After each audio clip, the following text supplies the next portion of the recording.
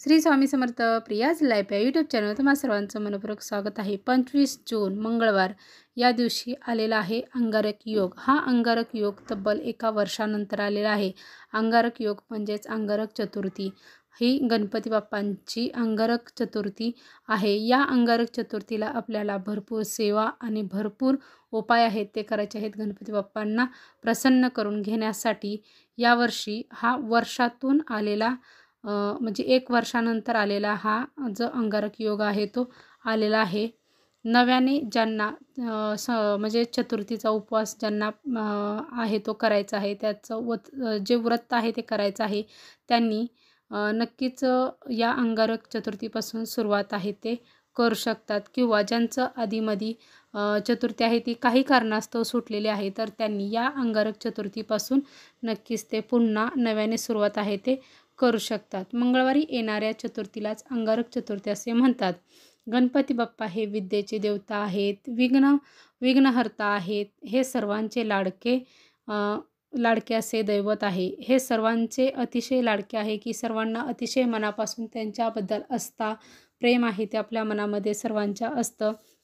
यांच्या व्रताची उपासना केल्याने आपल्या मनातील सर्व काही इच्छा आहेत त्या सर्व पूर्ण होतात। कुठल्याही प्रकारचं संकट, दुःख किंवा वाईट शक्तींचा त्रास आपल्याला होत नाही। इतकं प्रभावशाली हा गणपती बाप्पांचा आपल्याला आशीर्वाद आहे तो मिळतो।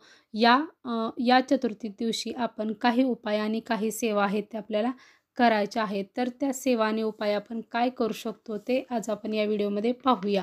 प्रथम आपण काय करायचं आहे की या दिवशी सकाळी लवकर उठायचं आहे। ब्रह्ममुहूर्तावरती म्हणजे सकाळी लवकर उठायचं आहे। लवकर उठून आपण आपल्या घरातील म्हणजे आपलं जे काही सर्व आहे ते सर्व आपण आवरून घ्यायचं आहे। स्वच्छ अंघोळ करून स्वच्छ व्यवस्थित होऊन घ्यायचं आहे आणि गणपती बाप्पांच्या मूर्तीवरती आपल्याला अभिषेक करायचा आहे। अभिषेक आपण करताना की म्हणजे कशा पद्धतीनं करायचं आहे की आपल्याला तुम्ही पंचामृताने करू शकता, दुधाने घालू शकता किंवा पाण्याने, तुमच्या इच्छेनुसार तुम्हाला जसं शक्य होईल तसं हे करू शकता। किंवा चंदन पावडर आहे तीही पाण्यामध्ये मिक्स करून त्यानेही अभिषेक घालू शकता।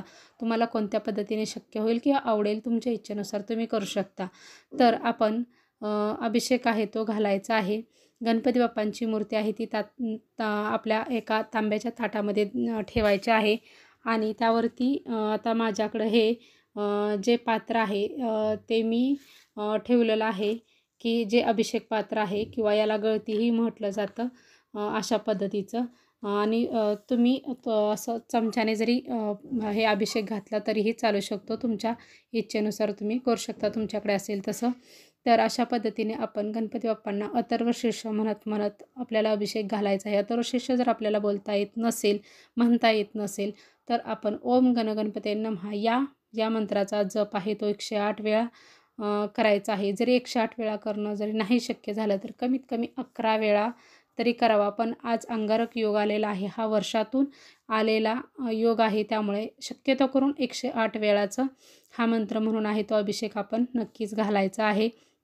यानंतर आपल्याला गणपती बाप्पांना स्वच्छ कपड्याने पुसून घेऊन त्यांची स्थापना आहे ती त्यांच्या जागेवरती आपल्याला करायची आहे।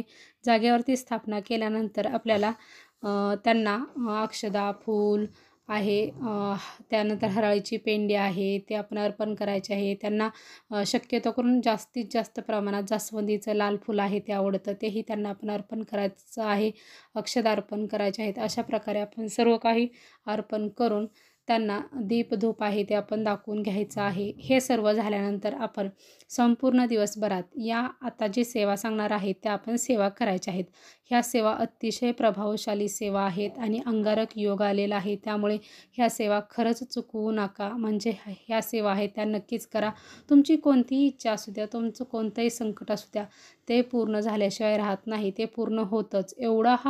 एवढा हा प्रभावशाली गणपती बाप्पांची सेवा केल्याने आपल्याला त्यापासून मिळणारी फलश्रुती आहे ती आपण नक्कीच करू शकतो। आपल्याला जर रोज अथर्वशीर्षाचं जर पठण जर करणं जर शक्य होत असेल तर नक्कीच रोज एकदा तरी नित्यसेवेमध्ये आपल्या अथर्वशीर्षाचं पठण आहे ते नक्कीच प्रत्येकाने करावं, कारण खूप प्रभावशाली आहे। हे विघ्नहर्ता आहेत, हे नक्कीच आपलं विघ्न दूर करतात। तर आपल्याला जर शक्य नाही आपल्याला रोज करणं होत तर कमीत कमी महिन्यातून येणाऱ्या प्रत्येक चतुर्थीला तरी ही सेवा करावी। तर या अंगारक चतुर्थीला आपल्याला काय करायचं आहे की प्रत्येकाला म्हणजे ज्यांचा उपवास नाही किंवा जे चतुर्थीचा उपवासही काही जण पकडत नाहीत त्यांनीही ही सेवा आहे ती करावी. कारण अंगारक योग आहे, कधी-कधी 6 महिन्यातून येतो आणि कधी-कधी वर्षातून येतो. यावेळेस हा वर्षातून योग आलेला आहे. तर आपण अशा प्रकारचे आपल्या जीवनात असणारे सर्व प्रॉब्लेम आणि अडचणी नक्कीच दूर होतील. त्यासाठी ही सेवा नक्कीच करावी. उपवास नसला आपला तरीही ही सेवा नक्कीच करावी. 11 वेळा आपल्याला अथर्वशीर्ष आहे ते बोलायचं आहे. म्हणजेच 11 आवर्तने त्यांची करायची आहेत आणि 11 वेळा म्हणजे 11 वेळा बोलल्यानंतर आपल्याला फलश्रुती आहे ती एकदाच बोलायची आहे.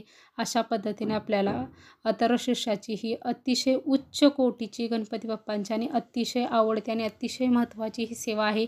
ही सेवा केलीच पाहिजे आणि झालीच पाहिजे, एवढी ही प्रभावशाली सेवा आहे. आणि जर एखाद्याला म्हणताच येत नाही, अर्थ चुकतायत, असं काय होते, तर त्यांनी काय करावे? तर त्यांनी काय करायचं आहे की गणपती बाप्पांचं जे स्तोत्र आहे त्याचं पठण आहे ते 11 वेळा या दिवशी करावंच. अथर्वशीर्ष नाही तरी नाही जमलं तरी गणपती स्तोत्र आहे हे नक्कीच म्हणायचंच आहे आपल्याला या दिवशी. कारण हा योग आपल्याला पुन्हा लवकर येत नाही. त्यासाठी जास्तीत जास्त आपल्याला जेवढ्या सेवा करणं शक्य आहे तेवढ्या सेवा आपण या दिवशी करायच्या आहे. त्याचबरोबर ओम गणपतये नमः हा जो मंत्र आहे त्याचा एक माळ आपल्याला जप आहे तो या दिवशी नक्कीच करायचा आहे. जर एखाद्याला करणं जास्त शक्य असेल तर तुम्ही तुमच्या इच्छेनुसार करू शकता. त्याचबरोबर आता काहींना काय होतं म्हणजे काहींना कसं वाचण्यासाठी प्रॉब्लेम येतो, तर त्यांनी काय करावं किंवा वेळच नसतो करण्यासाठी, तर कमीत कमी त्यांनी अथर्वशीर्ष किंवा गणपती स्तोत्र आहे याचं श्रवण आहे ते तर नक्कीच करावं. आणि ज्यांना म्हणजे जे वाचन करणार आहेत त्यांनी अथर्वशीर्ष आणि गणपती स्तोत्र हे दोन्हीही जरी केलं तर अतिशय प्रभावी ही सेवा होईल आणि अतिशय महत्त्वाची सेवा होईल. तर आता आपल्याला एक उपाय आहे तो करायचा आहे. तो उपाय म्हणजे आता काय आहे, आपल्या इच्छापूर्तीसाठी हा उपाय आहे तो आपल्याला एक करायचा आहे. 21 दुर्वांची पेंडी आहे ती आपल्याला घ्यायची आहे आणि ती आपल्या उजव्या हातावरती आपल्याला धरायचं आहे. देठ आहे तो आपल्याला गणपती बाप्पांच्याकडे करायचा आहे. आपल्या उजव्या हातावरती घेऊन आपण 21 वेळा अथर्वशीर्ष आहे ते म्हणायचं आहे आणि नंतर म्हणून झाल्यानंतर गणपती बाप्पांच्या चरणावरती हे आपल्याला अर्पण करायचं आहे. जास्वंदीचं फूल हे आपण अर्पण करावं आणि आपली जी काही इच्छा असेल, जी काही मनोकामना असेल ती आपण नक्कीच बोलायची आहे आणि आपली ती इच्छा नक्कीच पूर्ण होईल. यानंतर आपल्याला मनासारखा जोडीदार मिळावा यासाठी आपण एक सेवा आहे ती आपल्याला गणपती बाप्पांच्या म्हणजे 11 किंवा 21 गणपती बाप्पांची आपल्याला ही सेवा आहे ती करायची आहे. तर ते आपण कसे करू शकता की ही सेवा म्हणजे आपल्याला 11 किंवा 21 गणपती म्हणजे आपल्याला इतरांच्या घरात जाऊन आपल्याला एवढे 11 जणांच्या घरात जाऊन आपल्या घरातील एक होईल आणि इतरांचे 10 असे तिथे जाऊन आपण पिवळ्या अक्षता आहेत त्या घरीच तयार करायच्या आहेत तांदळाच्या आणि त्या गणपती बाप्पांना आपण अर्पण आहेत त्या करायच्या आहेत. सेवेने आपल्याला नक्कीच मनासारखा जोडीदार आहे तो मिळेल. ही सेवा आहे, एवढी प्रभावी सेवा आहे ती नक्कीच तुम्ही करावी. ज्यांना मनासारखा जोडीदार किंवा ज्यांना लग्न जमण्यासाठी प्रॉब्लेम होत आहेत त्यांनी ही सेवा नक्की करावी. यानंतर पुढचा जो दुसरा उपाय आहे तोही आपल्याला मनातील इच्छा पूर्तीसाठी हा उपाय आहे. तर हा उपाय आपल्याला मंदिरातच जाऊन करायचा आहे. कारण मंदिरातच का करायचा? कारण मंदिरात अतिशय जास्त प्रमाणात आपल्या घरातल्यापेक्षाही सकारात्मकता ऊर्जा आहे, सकारात्मकता ज्या लहरी आहेत त्या जास्त प्रमाणात प्रवाहित करत असतात. त्यामुळे हा उपाय आपल्याला मंदिरातच जाऊन करायचा आहे.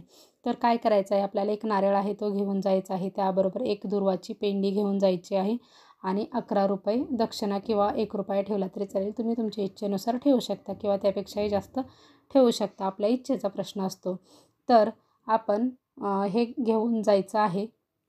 गेल्यानंतर गणपती बाप्पांच्या समोर उभं राहायचं आहे. गणपती बाप्पांना आपण अष्टगंध आहेत लावून घेऊन गणपती बाप्पांना अक्षदा अर्पण करायच्या आहेत आणि आपल्या हातामध्ये हा नारळ आणि त्यावरती दुर्वाची पेंडी ठेवताना नारळाची शेंडी आहे ती गणपती बाप्पांच्याकडे करायची आणि दुर्वाच्या पेंडीचे जे ही आहे शेंडी आहे म्हणजे त्याचे जे देठ आहेत शेंडी आहे ते आपल्याकडे करायचे आहे आणि जे देठ आहेत ते गणपती बाप्पांच्याकडे करायचे आहेत आणि आपल्याला त्यांना आपल्या मनातील जे काय प्रॉब्लेम आणि जी काही इच्छा आहे ती बोलून दाखवायची आहे.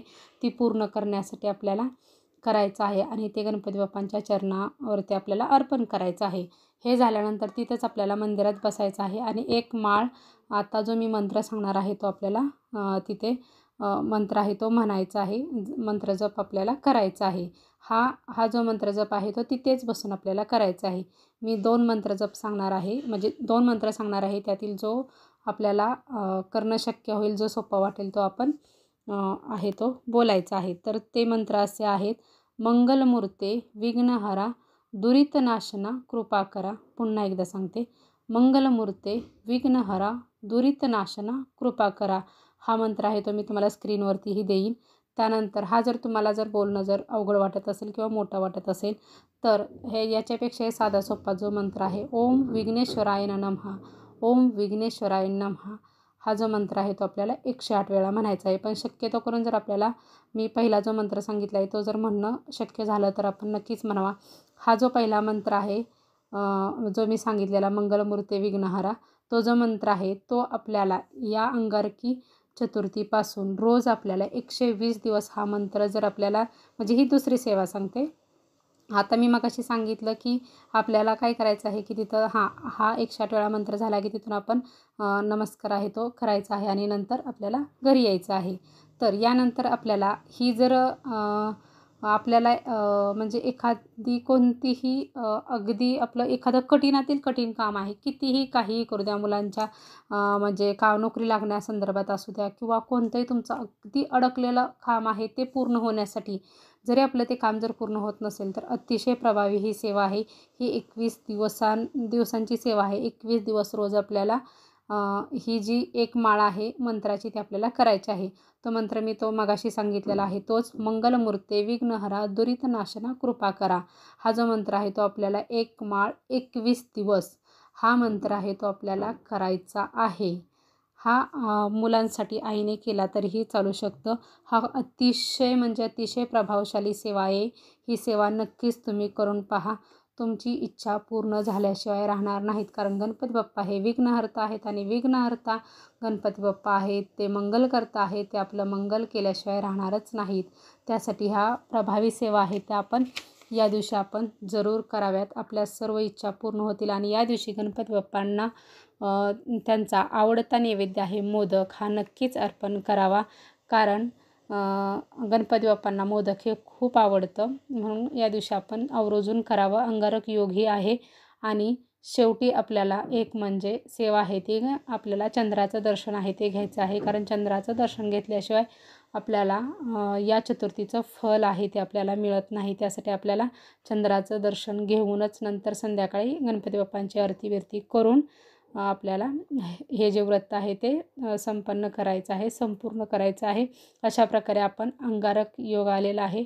आणि अंगारक चतुर्थी दिवशी या सर्व सेवा आणि ह्या उपाय करायचे आहेत. ह्यातील जे उपाय तुम्हाला करणं शक्य होईल ते करा. सगळेच करावे असं नाही. जेवढे तुम्हाला करणं शक्य होईल, ज्या कारणासाठी ज्याला जे करायचं आहे त्यांनी तेवढे हे करू शकता. श्री स्वामी समर्थ.